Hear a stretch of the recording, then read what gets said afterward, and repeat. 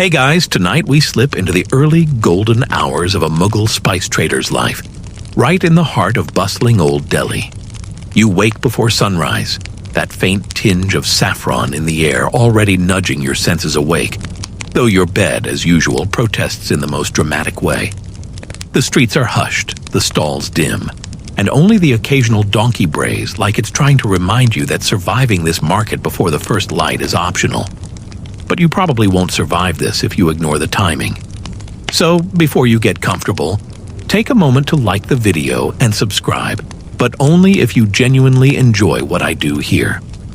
Oh, and drop your location and the local time in the comments. I like to imagine exactly where my viewers are when we drift into this spice-scented world. You push yourself up, feeling the straw mattress compress under your weight, and stretch like a merchant cat who has slept through too many cart creaks. Outside, the first traders begin stirring, lanterns swinging gently, casting long, sleepy shadows over mud brick lanes. You pull on a simple cotton tunic and a slightly dusty turban, still smelling faintly of last night's clove and cinnamon. The marketplace, though quiet, already hints at the chaos to come. The rustle of canvas tents, the distant neigh of a horse, the occasional metallic clink of coins changing hands. Your stall, a modest wooden frame stacked with burlap sacks of cinnamon, nutmeg, black pepper, and turmeric, waits patiently for your attention. You trudge to your cart, inhaling that mixture of dried spices and dust that somehow makes you feel both awake and sleepy at once. The sacks are heavy, the smell sharp but oddly comforting, and you check each knot in the rope securing the bundles. Historians still argue whether Mughal traders like you were more focused on profit or prestige, but you suspect it's mostly about which sacks are easiest to carry before breakfast. A stray chicken pecks near your toes, eyeing a fallen saffron thread like it's the treasure of the day. You swat it gently, grinning at its determination. Some days, even the poultry have more courage than you. The air cools against your cheeks, the call of a distant muezzin vibrating softly through the lanes. You watch a woman balancing baskets of star anise on her head, marveling at her skill. And you remember the story your father once told. Traders used to add tiny charms to spice sacks to ward off theft. Sometimes a simple bead, sometimes a pinch of crushed coral. Quirky, yes, but perhaps useful, you think, as your fingers brush the worn fabric of your own sacks. You roll one open slightly, inhaling the rich scent of nutmeg, and for a fleeting moment, the world outside this stall disappears. You step back, surveying your stall like a general inspecting a battlefield, though the only battle today will be with haggling merchants and wandering animals. The early light slants across the ground, dust motes floating lazily like tiny golden lanterns. A man sweeps nearby, his broom stirring up memories of countless mornings just like this. Your grandfather's laughter echoing somewhere in the imagined past. You adjust a pile of cinnamon sticks, stacking them carefully, imagining a customer walking by, maybe sniffing each stick and nodding appreciatively before pretending to bargain. And as usual, you can't help a small, private chuckle at the thought that someone once claimed nutmeg could prevent mice from stealing your coins. Probably true, you think, though perhaps only in the imagination. The distant rumble of carts approaching signals that dawn is fully breaking, and your eyes drift to the horizon where the first rays of sunlight turn sandstone walls into glowing amber. You straighten your shoulders, feeling the weight of the morning settle in, like a warm, slightly dusty blanket. The market may be waking slowly, but you are already in motion, balancing tradition, superstition, and a touch of humor as you prepare for a day that will stretch from the first yawn of the city to the quiet lamplight of evening. The aroma of turmeric and cumin wraps around you, an invisible cloak that promises both business and the gentle exhaustion only a true Mughal trader can appreciate. And so, with the dawn's golden fingers brushing over your stall, you take the first careful step into the rhythm of the day, listening to the soft murmurs of the market as it begins to hum awake. The scent of spices a constant companion, and the small, stubborn hope that today, somehow, you will balance the sacks without tripping. Keep your turban in place, and maybe, just maybe, avoid being lectured by an overly opinionated camel. You kneel beside your neatly arranged sacks, rolling up your sleeves for the delicate task of sorting. Cinnamon sticks line up like soldiers, cloves piled in tiny heaps, nutmeg rolls gently in your palm, and turmeric spills golden dust across your table. Each action is slow and meditative, more ritual than labor. The scents mix into a fragrant cloud, drifting into the morning air until even the chaos of the bazaar feels far away. Historians may still argue whether Mughal traders prized speed or precision, but you know the truth? Care is what keeps both customers and elephants content. Your fingers linger over nutmeg, warm from the morning sun. Fringed tales insist nutmeg could cure ailments or chase away mice, though you suspect such claims were invented by ambitious merchants. Still, you chuckle quietly, imagining rodents fleeing at the scent of spice. A few grains escape onto the table, and you sweep them carefully back, knowing even tiny losses matter. Reputation, after all, can hinge on a single grain. A breeze stirs, carrying the licorice-sweet note of star anise from the next stall. You pause, inhaling deeply. Cinnamon's warmth, cloves' sharpness, turmeric's earthy gold. These aromas shape your day as surely as ledgers or scales. While sorting, you find a small charm hidden between bundles, perhaps left by a past trader for luck. Scholars debate whether such charms were practical or merely symbolic, but you tuck it aside with a faint smile. Suddenly, a monkey hops onto a ledge, eyeing your nutmeg with far too much interest. You wave it away gently, muttering that spice thievery isn't good manners. Rumors claim some traders trained monkeys to steal inferior spices from rivals, though no one knows if that's true. The thought makes you laugh, imagining furry auditors inspecting stalls. Finally, you arrange turmeric by color, from pale yellow to deep gold, admiring the gradient. Dust motes dance in sunlight, rising like sparks. Some say seasoned traders judged spice by how it moved in the light.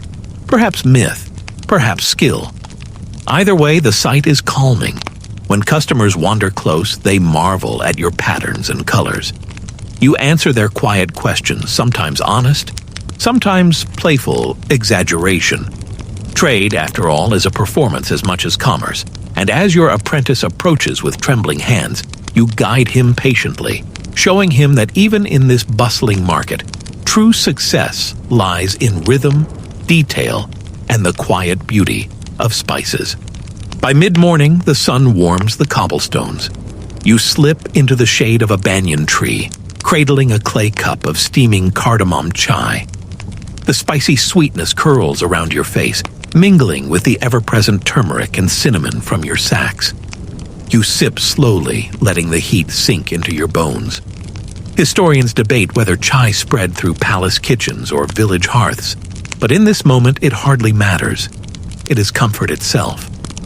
A monkey dangles from a low branch, snatching a sugar cube from your cup before scampering away with triumphant chatter. You shake your head, laughing softly. Legends say traders once trained monkeys to steal rival goods, though you've only ever seen them pilfer snacks. Still, the image of furry spice smugglers amuses you. Around you, merchants stretch, nibble bread, and swap quiet remarks about sales. Someone teases that the right mix of lentils and spices can predict tomorrow's weather. You grin, chewing jaggery bread, half believing the playful omen. Trade thrives on stories as much as weights. The market pulses around you. Children dash between carts. A cook flips lentils in a sizzling pan. Pigeons scatter at every shout. Scents collide. Fried legumes, sharp turmeric, earthy cardamom. A sparrow hops onto your sack of cumin, pecking boldly. Your grandfather once swore birds chose the best grains, and though scholars call it superstition, you smile and let the thought linger. As your chai cools, you accept a piece of candied ginger from a neighbor, sharing a laugh about the monkey's theft. These small gestures weave unseen bonds of trust. Some argue commerce rests on ledgers. Others say it depends on friendships. You suspect both are true.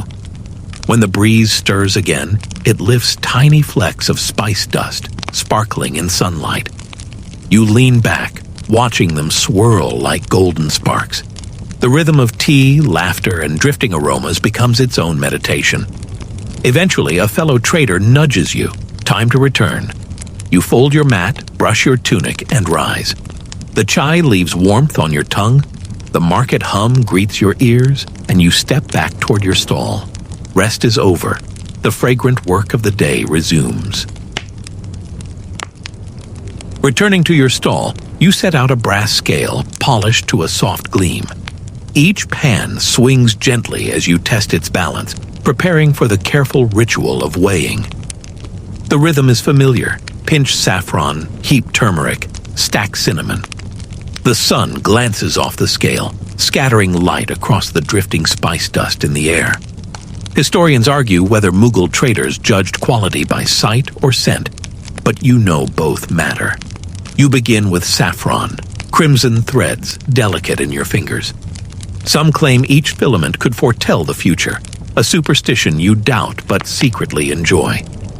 Customers lean closer, enchanted by the glow, as though the threads themselves hold secrets. A pigeon coos nearby, tilting its head as though inspecting your work. You offer a mock bow, amused at the idea of feathered supervisors. Turmeric comes next, sorted by shade, from lemon to deep amber. Rumor says skilled traders could tell the soil of origin by scent alone. You close your eyes, inhale, and imagine distant fields, though you know guessing soil is beyond your nose. Still, the idea comforts you. Cloves follow, pungent and sharp. You count them with care, each piece tiny but powerful. A child passes, laughing, and you guard your pile like a fortress. Legends say cloves kept away pests or spirits. You wonder if today's pigeons qualify as either. Cinnamon requires patience. You tap each stick lightly, listening for the snap that marks quality. Dust smears your palm, and you wipe it clean, knowing order is part of reputation. Scholars wonder if traders sorted for aesthetics or efficiency. To you, both matter. The sight of neat piles attracts as much as the scent. A fellow trader offers you a rare peppercorn, dark and glistening from distant shores. You hold it like treasure, imagining deserts, rivers, and ports it has crossed. Whether or not it truly alters taste, the story it carries is worth as much as flavor. By midday, the weighing has formed its own symphony. Sift, sniff, tap, repeat.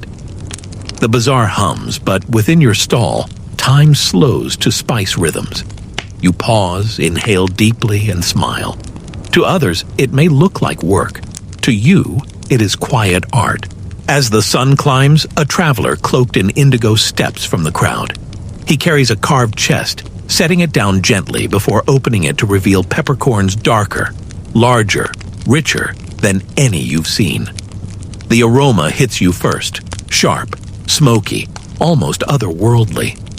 Historians still debate whether such exotic pepper reached Delhi from Persia, or if tales grew taller with time. But the scent in your nostrils feels real enough. You lift one carefully, turning it between your fingers. Fringe lore claims a single peppercorn could cure stomach aches, calm sleep, or spark dreams. You chuckle softly, imagining customers bargaining for a night of vivid visions. The traveler's eyes glint. He knows the power of story as well as spice. He begins to speak, voice slow and musical, telling of hills where cinnamon grows in spirals and nutmeg trees are guarded like treasure. You listen, not caring whether each word is fact. Historians might argue about accuracy, but in the moment, the tales are as rich as saffron threads. A bird flutters down, pecking at a stray saffron grain near the chest. The traveler smiles knowingly, saying, "Some believe birds are the best inspectors." You adjust your piles with exaggerated care, imagining winged auditors scribbling notes. He demonstrates how the peppercorns are dried, smoked, and polished, his hands moving like a craftsman's. You watch, fascinated. Some claim expert traders memorized entire spice regions to prove authenticity. Perhaps he is one of them. Soon talk shifts to trade tactics, how distant merchants avoided disputes or hid signals in packaging. Some strategies sound theatrical, others sly, even mystical. You note each with amusement, filing them away. At last he closes the chest and rises. You thank him sincerely, the scent of pepper lingering. When he melts back into the market, it feels like a dream dissolving. You return to your cinnamon, cloves, and turmeric, but a thrill lingers. You have glimpsed a world larger than your stall, carried on the breath of a traveler and a handful of dark, fragrant grains. Lunch arrives without ceremony, but with relief. You sit cross-legged on a mat beside your stall, unwrapping flatbreads sweetened with jaggery and a bowl of steaming lentil stew. The stew's earthy warmth seeps into you with each bite, grounding your body after hours of measuring. Scholars debate whether traders ate packed meals or snatched street food, but either way, a full stomach fuels the afternoon. A cat slinks nearby, eyes fixed firmly on your bread. You break off a piece and slide it forward. It accepts gracefully, as though acknowledging a contract. Fringe tales insist cats were guardians of spice stalls, keeping watch against thieves. Watching its steady gaze, you half believe it.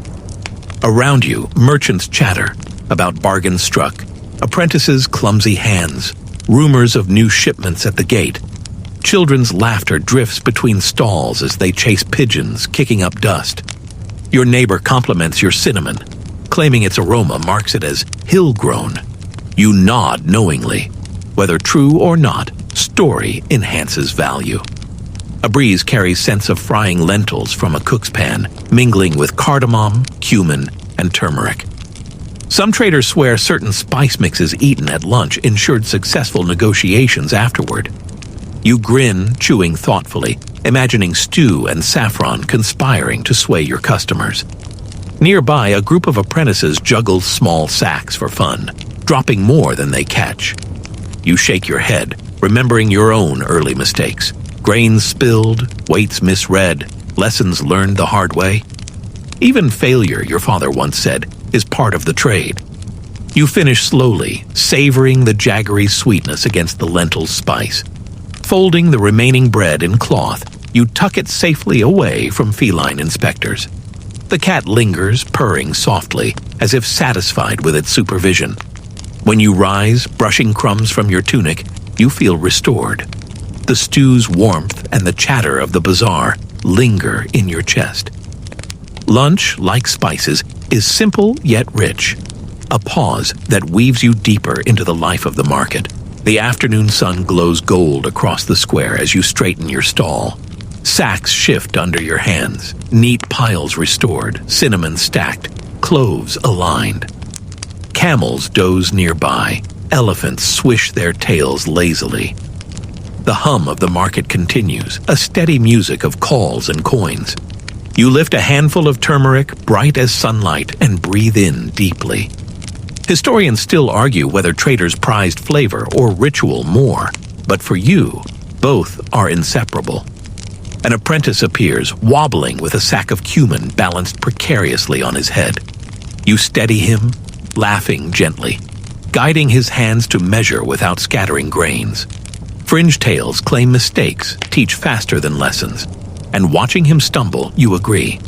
Passing skills forward feels like planting seeds, small, steady, necessary. Customers drift by, drawn by saffron's glow. One woman holds a thread to the sun, smiling at its fire. You mention its rumored power to spark vivid dreams, letting her wonder whether you mean literal visions or simple fancy. Scholars debate whether saffron was valued for medicine or mysticism, but you enjoy the mystery. A breeze stirs again, carrying turmeric dust into the air. Birds hop between stalls, pecking at stray crumbs. Some say they bring fortune or test honesty. You grin, pretending to rearrange your piles for their inspection. Another trader stops to compare cinnamon from southern ports with yours. The exchange is polite, half trade, half conversation. Were these moments business or friendship?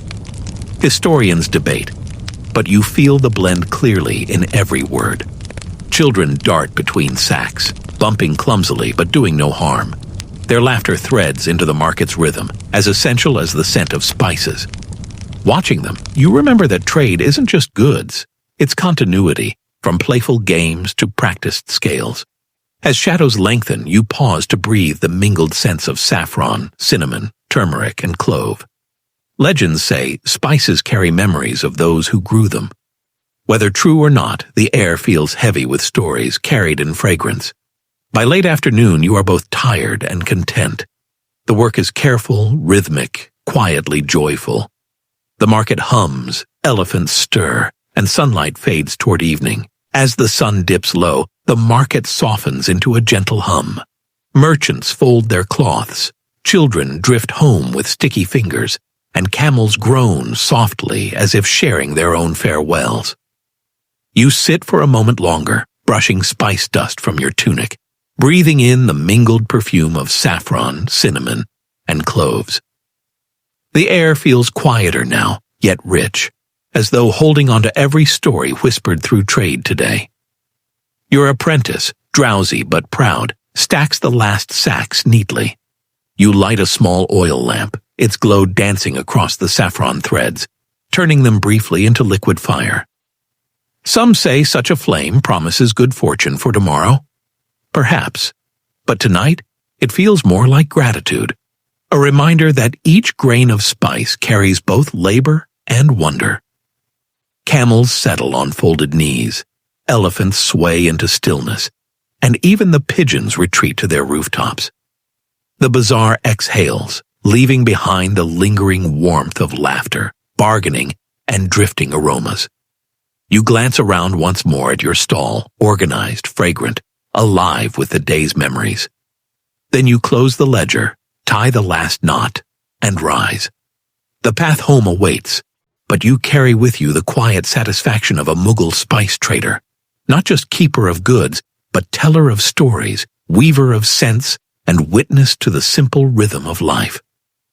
And as night falls fully over Delhi, you smile, certain that tomorrow will bring new spices, new tales, and the same enduring fragrance of trade.